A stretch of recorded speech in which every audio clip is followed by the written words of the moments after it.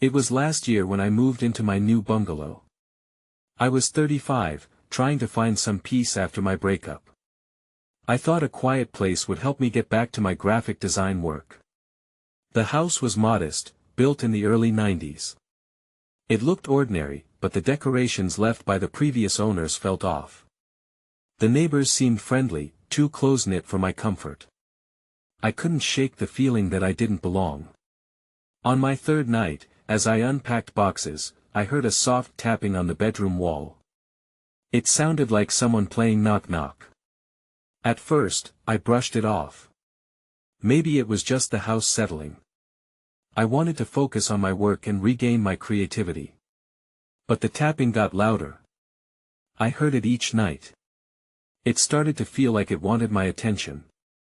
I tried to ignore it, but when I stepped outside one day, I saw my neighbors standing across the street.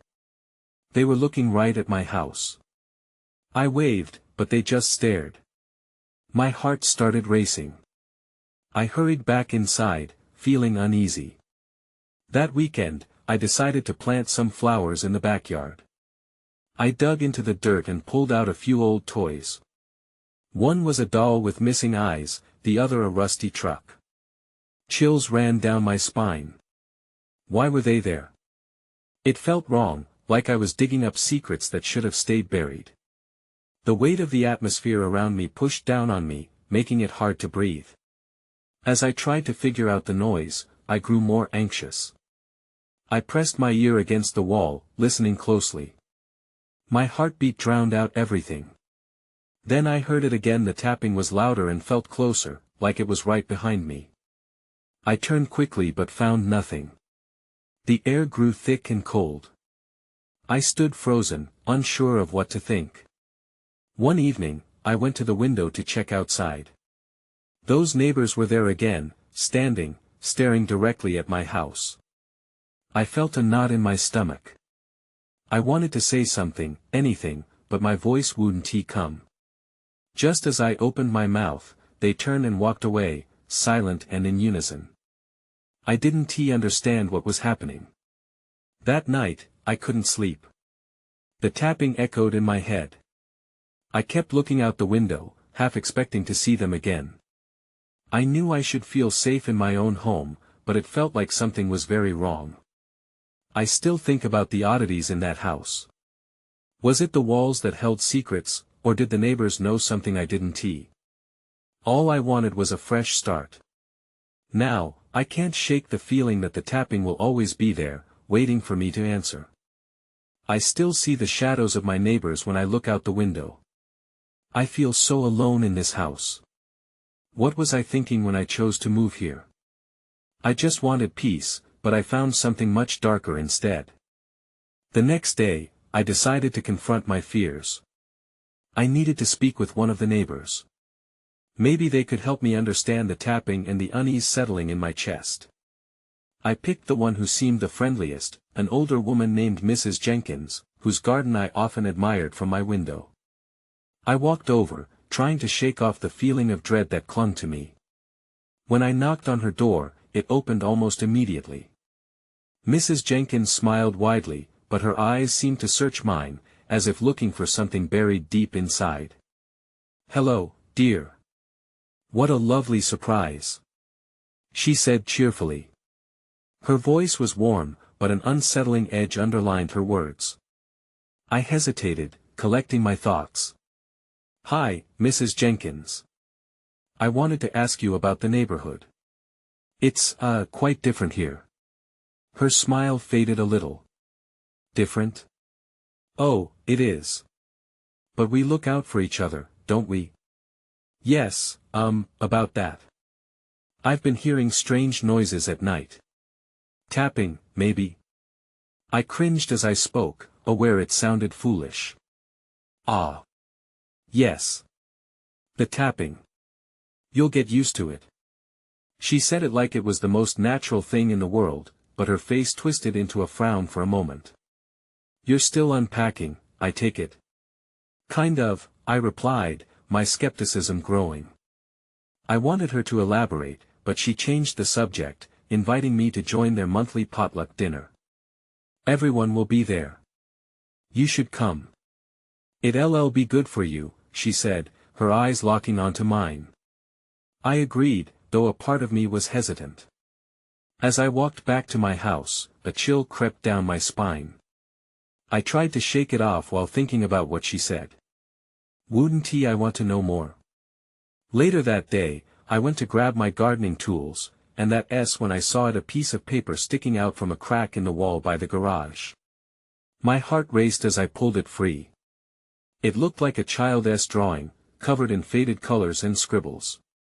In the center, there was a large, dark figure with long, spindly fingers and hollow eyes.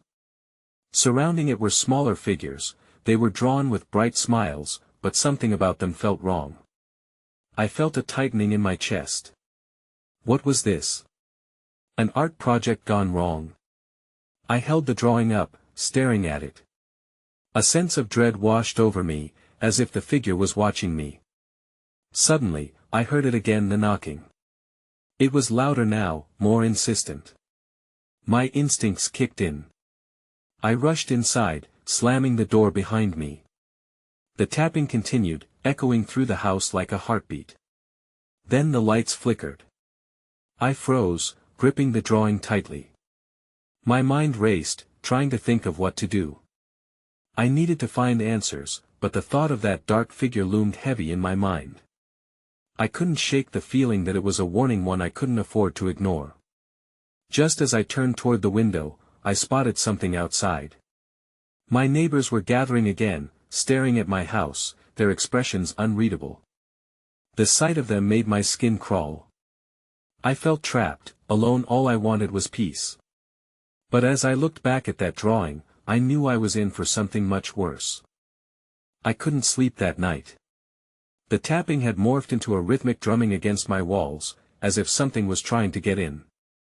I pulled the covers tight around me, wishing I could drown out the noise. My eyes darted around the room, searching for shadows that danced in the corners, watching. Morning came, cold and gray. I forced myself to get up, shaking off the remnants of a restless night. I couldn't shake the feeling that something was seriously wrong. As I stepped outside, I decided a walk might clear my head. The neighborhood was quiet, almost too quiet. I walked toward the park nearby, passing Mrs. Jenkins' house.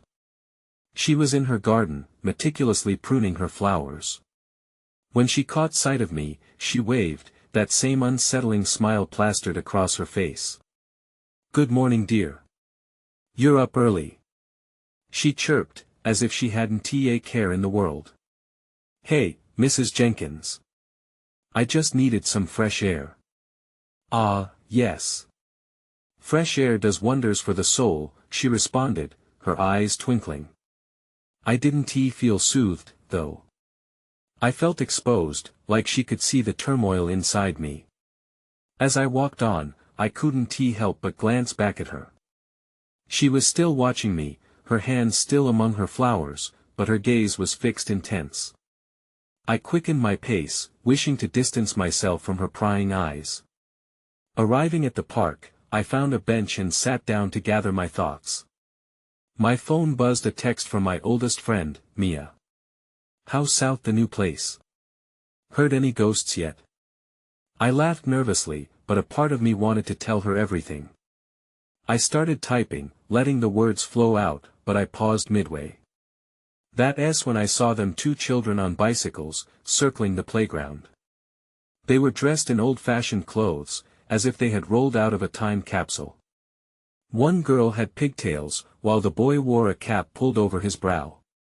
They laughed, but there was something off about it. Their laughter echoed, yet their mouths didn't move in sync. A shiver ran down my spine as I watched them. They glanced at me, and my heart raced when their expressions changed. It was subtle, but the smiles faded into something unreadable. I stood up, panic rising as I hurried away. When I returned home, the tapping had intensified. It was no longer a soft sound, but heavy, as if something was banging repeatedly against the door. I rushed inside, locked it, and pressed my back against the door. The drawing from the garage flashed in my mind. That figure with hollow eyes, the children with false smiles, was there a connection? I grabbed my phone, hoping to find some relief through Google.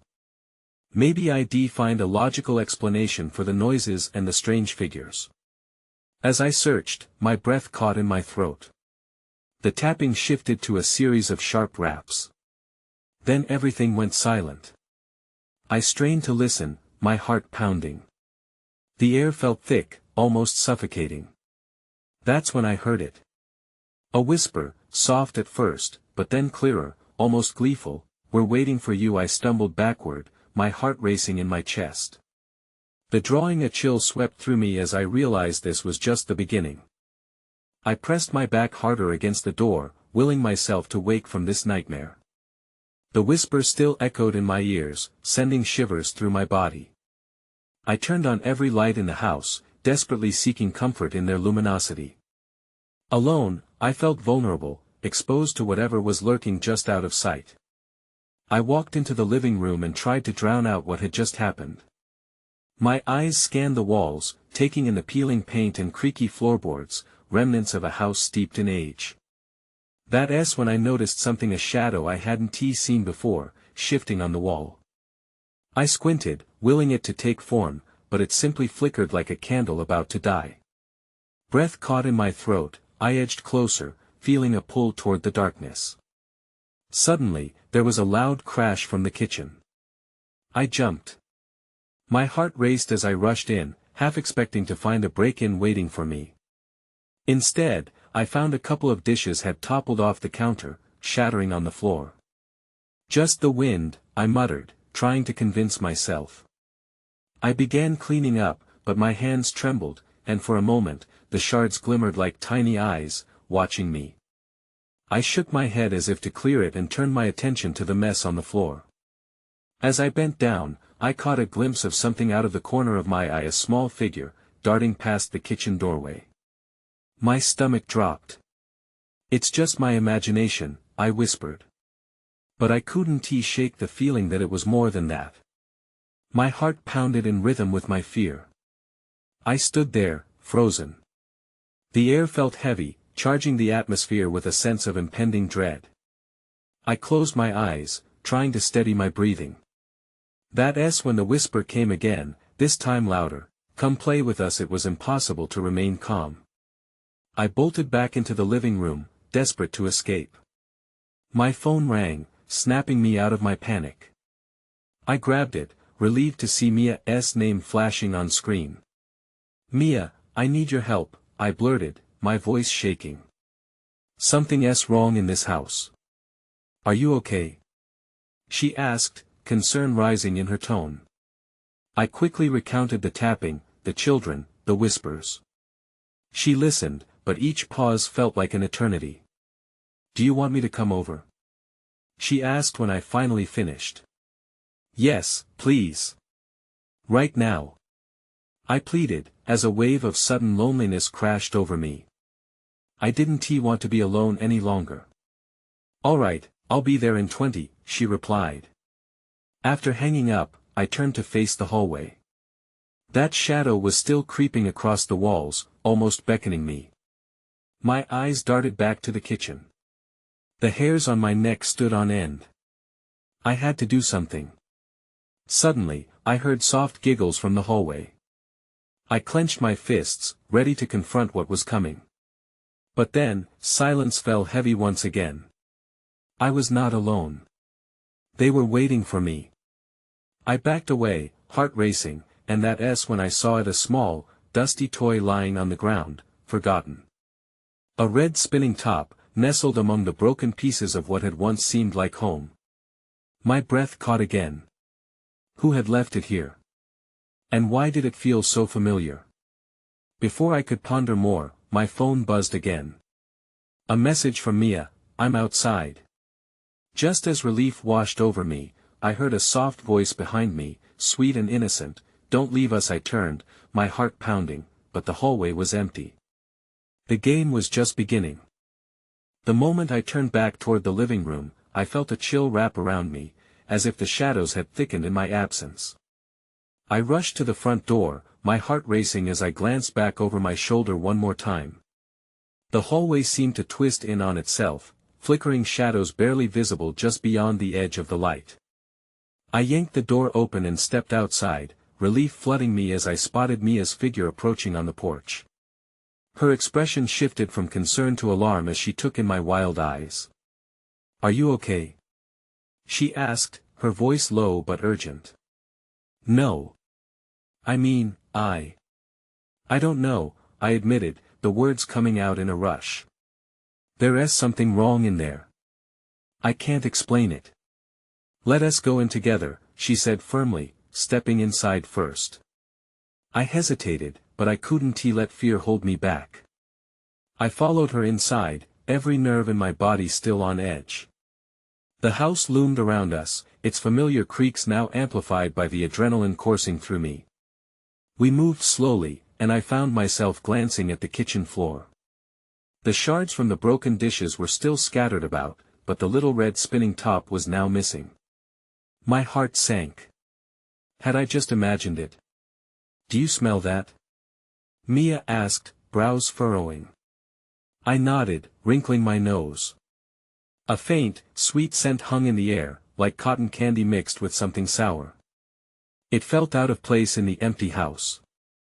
"Let's check the bedrooms," Mia suggested, her voice wavering slightly. I followed, each step heavy with dread. As we approached the first bedroom, I heard that whisper again, "Come play with us." I froze. Mia must have heard it too, because she looked at me, fear etched on her face. "What was that?" she asked, her voice barely above a whisper. "I don't know," I replied, grasping for answers. "The kids from before." Mia clenched her jaw and pushed the door open. The room was dark, despite the overhead light. As we stepped in, the air thickened again, and we could see faint outlines, like smudges against the walls, shadows that stretched and warped as we entered. Suddenly, a soft thumping sound came from the far corner. We both turned to see what it was, a small pillow bouncing softly to the ground. "Did you do that?" Mia asked, her eyes wide. I shook my head, my stomach twisting. "No. I swear I didn't." Then, the giggles returned, this time louder and closer, almost echoing off the walls. "They want us to stay," Mia said, almost to herself. "No, they want us to leave." I yelled, reminding myself to control the panic rising inside me. "Let us get out of here. Now." We hurried back to the living room, desperate to escape. Just as I reached for the door, the lights flickered and went out. "Stay close," Mia urged, but I could hear the fear lacing her voice. I squinted, trying to see anything in the pitch black. The whispers returned, filling the space like a rolling fog. "Come play with us." Before I could respond, I felt a small hand grip mine tightly. "Mia." I breathed, but the pressure was gone. I stumbled back, my breath catching. "Get away from her," I shouted into the darkness. It felt as if the shadows conspired against us, an unseen force pressing in. Then everything went eerily silent. "What just happened?"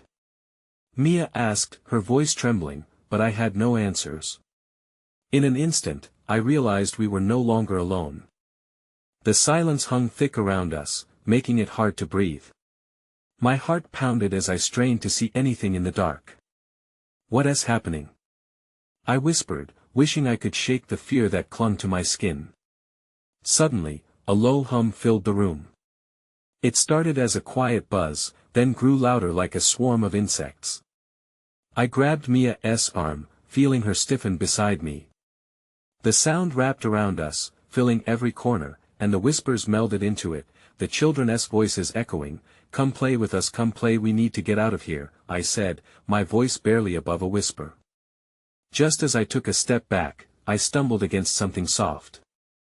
I glanced down, my stomach twisting when I realized it was the pillow from the bedroom, the one that had bounced to the floor. "It's here," I exclaimed, panic surging through me. Mia tugged at my arm, pulling me toward the door. But as we approached, the front door slammed shut with a deafening bang. The locks clicked into place. A surge of fear pulsed through me. Why won't it open? Mia shrieked, shaking the handle. Maybe it's the kids, maybe they're trapping us. I screamed, backing away from the door. I could feel the shadows thrumming, a collective heartbeat of something ancient waiting to be unleashed. Mia pressed against the door, trying again.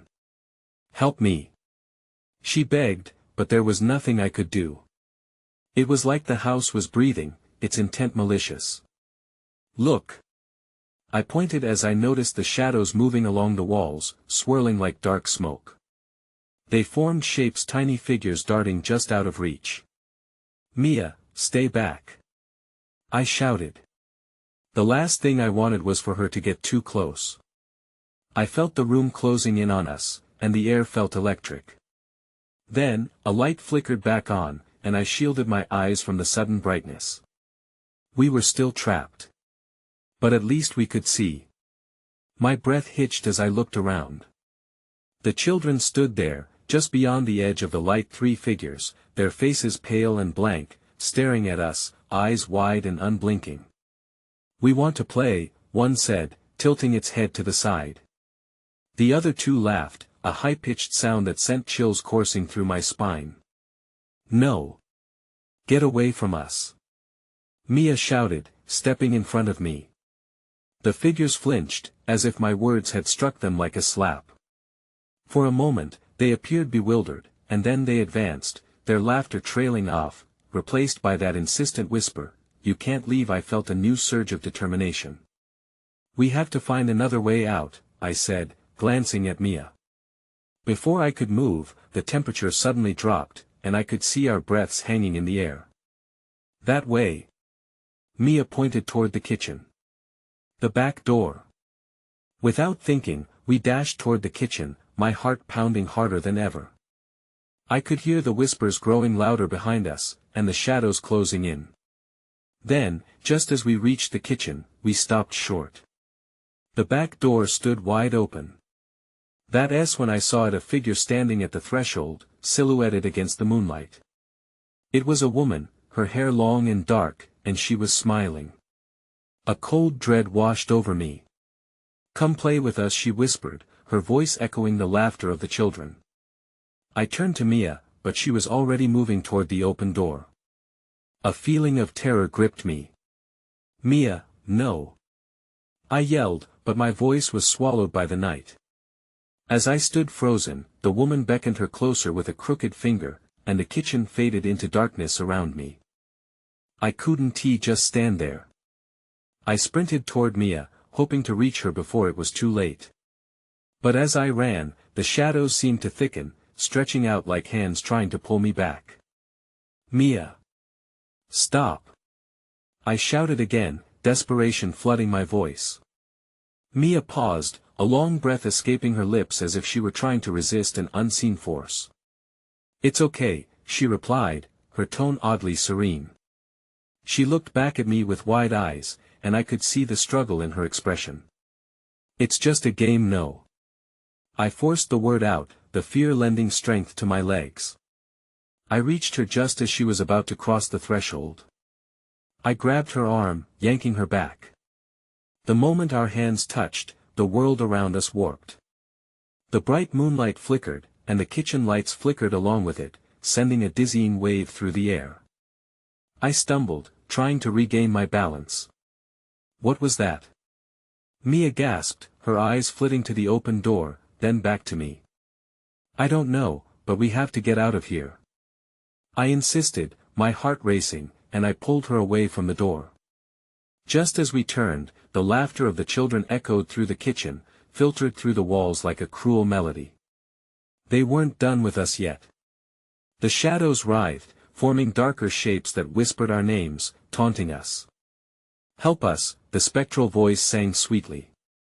My blood ran cold, and I felt a sharp tug of fear. I tried to push it away, but it clung to me like a shadow of its own. "Where do we go?" Mia asked, panic rising in her voice. I felt it too, the oppressive weight of the house lying heavy on our shoulders. Back to the living room, maybe we can break a window. I suggested, but my mind raced, battling every thought that screamed this was a bad idea. The shadows crept closer, a dark host of whispers urging us to stay. You can't leave. Join us. They hissed. With every step backward, I felt the air tightening around us. I pulled Mia back toward the door leading to the living room, but then I froze again as something caught my eye. In the corner, out of sight, moved a little girl with golden braids. She hid behind a chair, peeking at us from the darkness. Mia, look. I whispered, pointing toward her. The girl's face, though pale, bore a small smile. You can stay forever, she said softly, her voice almost melodic. No, no. Mia cried, stepping back once more. But the little girl took a step forward, shadows trailing behind her like a dark veil. I pulled Mia close, desperate. This isn't right, I whispered urgently. Then the lights flickered again, plunging us into darkness. Find the matches. Mia shouted suddenly, and I remembered the candle I had seen in the living room. We can light it and maybe they'll back off. I nodded, desperation fueling my movements. We turned no time to look back. I rushed to the living room, my fingers trembling as I rifled through drawers, hunger for light battling against the suffocating darkness. But then, as my hand brushed over a familiar object, I felt a sudden chill pierce my skin. I whipped around, and there they were again, those pale faces pressed against the walls, eyes glinting in the shadows. And that's when I saw it.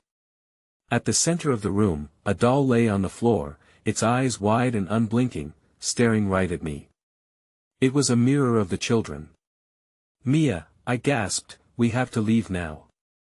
But even as I said it, the realization washed over me, this doll was more than just a toy.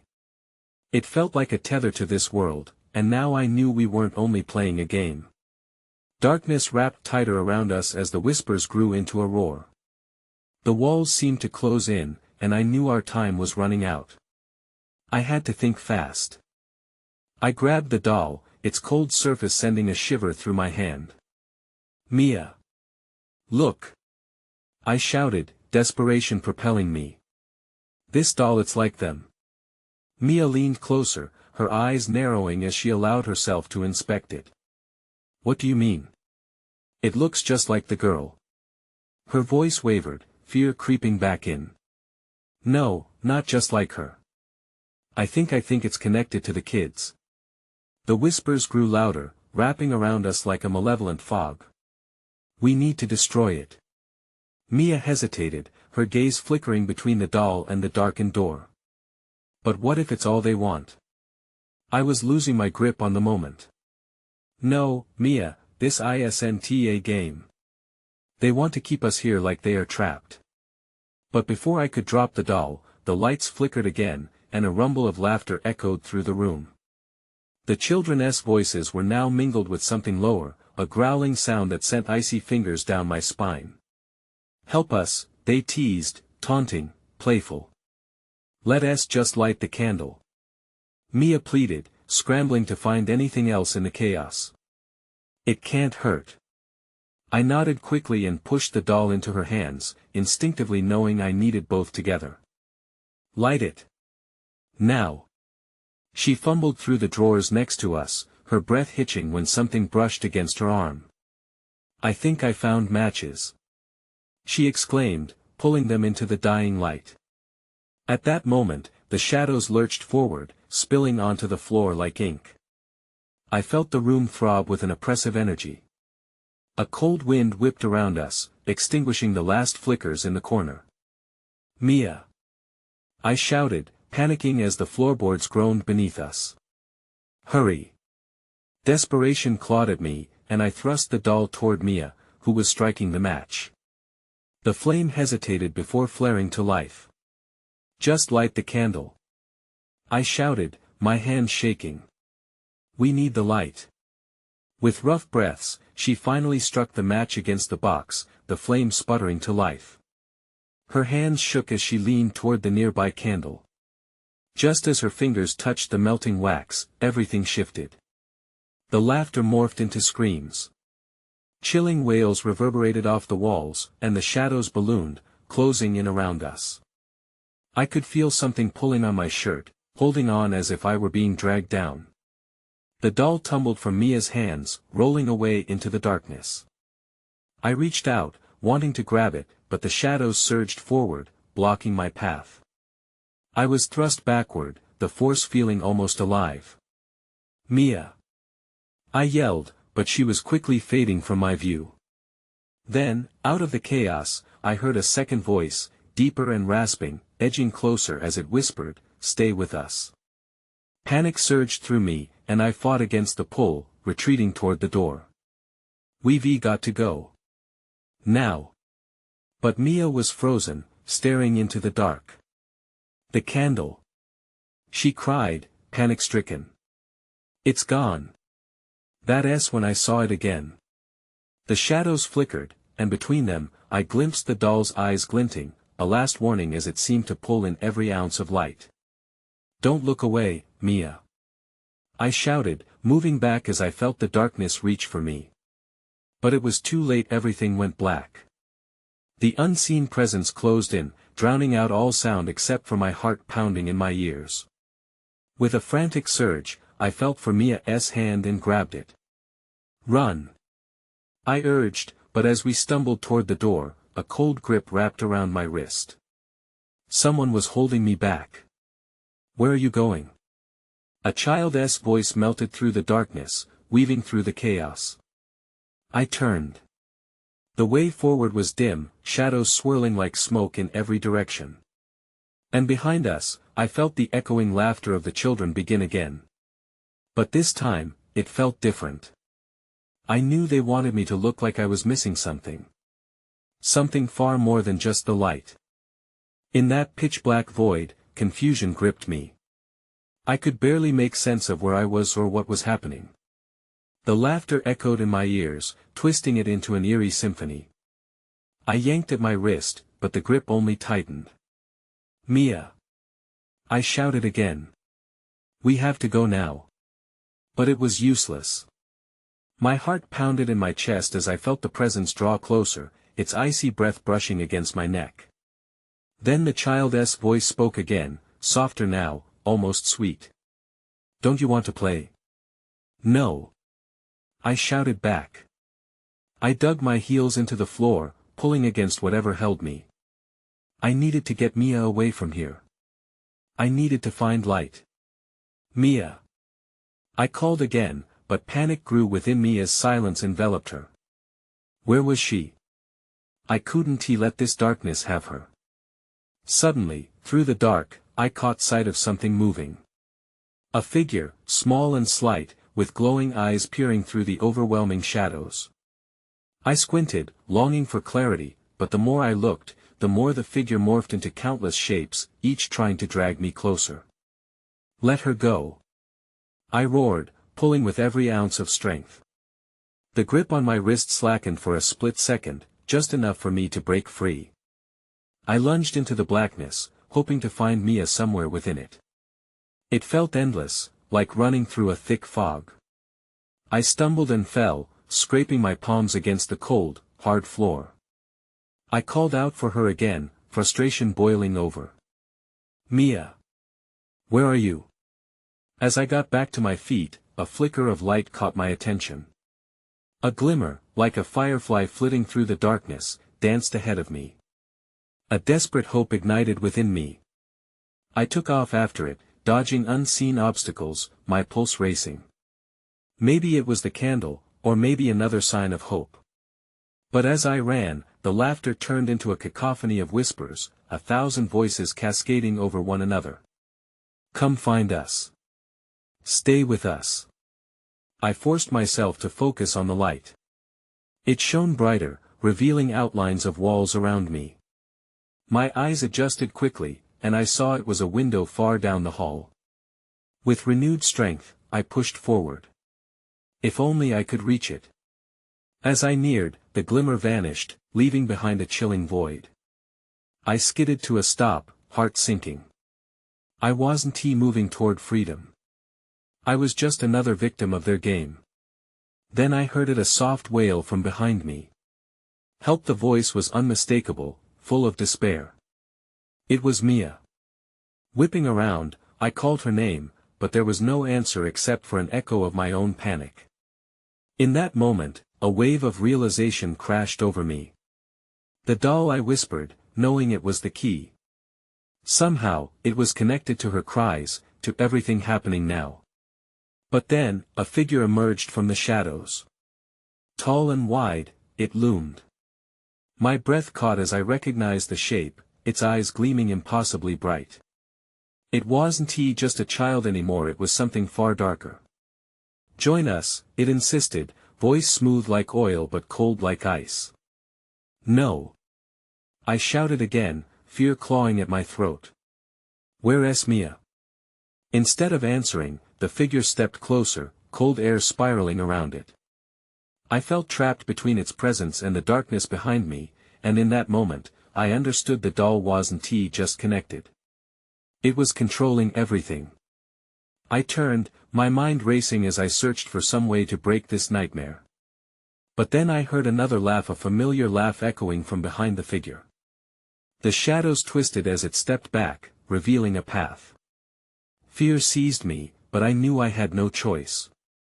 With a deep breath, I ran toward the last whispers of Mia's voice, bracing myself for whatever shadows awaited. I stumbled forward, heart pounding, desperate to find Mia. The laughter of the children reverberated around me, a haunting echo. I willed it to fade into the background, but it only grew louder, as if pushing me back, telling me to stop. No, this couldn't be where it ended. I forced myself onward, fighting the urge to look behind me. Mia! I shouted again, praying my voice would pierce through the haze of shadows that enveloped me. Where are you? Her voice floated back to me, faint but clear enough to ignite the flicker of hope burning in my chest. I'm here. She called. There was desperation in her tone, and it drove me closer to the edge of panic. Help! I rushed toward her voice, running through the darkened hallway, feeling the weight of the unseen figures pressing behind me. They were inches away, their whispering words coiling like smoke in the air. Join us, play with us, I gritted my teeth, focusing only on the sound of Mia's cries.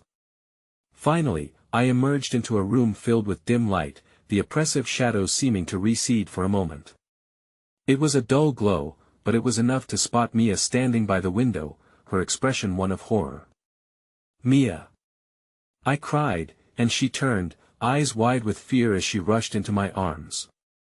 The warmth of her presence gave me a moment of grounding, but it didn't last. We have to go. We have to, I began, but the whispering ramped up around us, the shadows surging forth like a storm, threatening to tear us apart.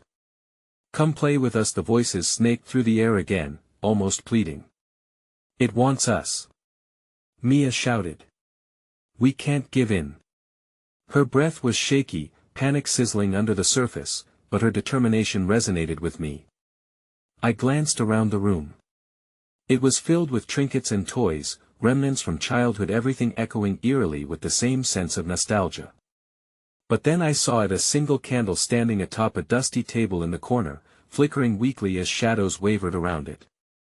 With no time to waste, I dashed forward, trying to ignore the chorus of frightful whispers engulfing us. The candle! I yelled, and with shaking hands, I picked it up. I could barely keep my grip tight against the chill emanating from the shadows. Mia, we have to light it. I urged, glancing back as the darkness quivered, waiting for an opportunity to drag us down. Just then, I remembered the matches we had found earlier. I fumbled in my pocket, desperately pulling out the matchbox, feeling the weight of the darkness swirl like a tide behind me. Quick! Mia urged, and I struck a match against the box, the flare lighting up her face. The shadows recoiled, screaming, but the flame quickly extinguished. I cursed under my breath, striking another match, the scratch echoing loud in the surreal silence around us. I held my breath as I pressed the match to the wick of the candle, praying the light would hold. This time, the flame caught instantly, illuminating the room in a warm glow that pushed the shadows back momentarily. I felt a surge of relief wash over me. Light. It felt powerful. The children's laughter transformed into wails, creeping back amidst the darkness as the shadows fled from the candle's light. "Mia, we have to keep it close," I shouted, grabbing her hand. The two of us moved to the center of the room, surrounded by gentle golden light filtering through the thin glass. "How do we get out?" she asked frantically, looking toward the door, which had started to rattle. "The window." I pointed, noting how the light danced off its surface, beckoning like a beacon of freedom. We rushed toward the window, pushing aside the toys littering the floor. The glass felt cool beneath my fingertips, and I forced it open, the painted frame creaking in protest. "Mia," I said, urgency propelling my voice. "We have to jump." But before she could respond, the air shifted again. I felt it, a cold wind ripping through the room, extinguishing the candle's flame in an instant. "No!" I screamed, as the darkness surged forward, slithering like a serpent ready to strike. "Mia!" I grasped her shoulder, longing for the reassurance of a grip. Against the chaos. It felt like time slowed, a moment stretching into eternity as the tendrils of shadow wrapped around us. But then, in a flash, I felt something stir within me, a flicker of defiance. "We won, stay!" I shouted defiantly, grabbing Mia's hand, ready to leap through the window. Without hesitating, we plunged ourselves into the unknown. Everything went black for a split second, not darkness, but emptiness. Then we landed roughly, rolling across soft grass and landing hard, gasping for breath. I looked around, stunned. The moon hung low, illuminating our small yard, the house looming darkly behind us. Are we out?" Mia asked breathlessly, scanning our surroundings. Maybe I trailed off, uncertainty creeping back in. But as I looked at the house, a shiver ran down my spine. Shadows still flickered at the windows, and for a moment, I thought I saw those pale faces peering through the glass, waiting. I turned away, pulling Mia with me. "Let us go," I insisted, knowing that whatever lingered within those walls would always remain. As we stepped away from the overbearing presence of the house, I couldn't help but wonder what it meant and if it would ever truly be finished. I felt a lingering sense of unease creeping up inside. The play, the laughter, the whispers, they would always exist somewhere, lurking just out of sight. I moved to a different city not long after, hoping for peace. Some nights, though, I can still hear the whispers calling in the dark, teasing at the corners of my mind. What if it wasn't just a game? What if they were still waiting? I shake my head, trying to push those thoughts away. But the lingering question always remains, was it just me, or was there something darker hidden in those smiles?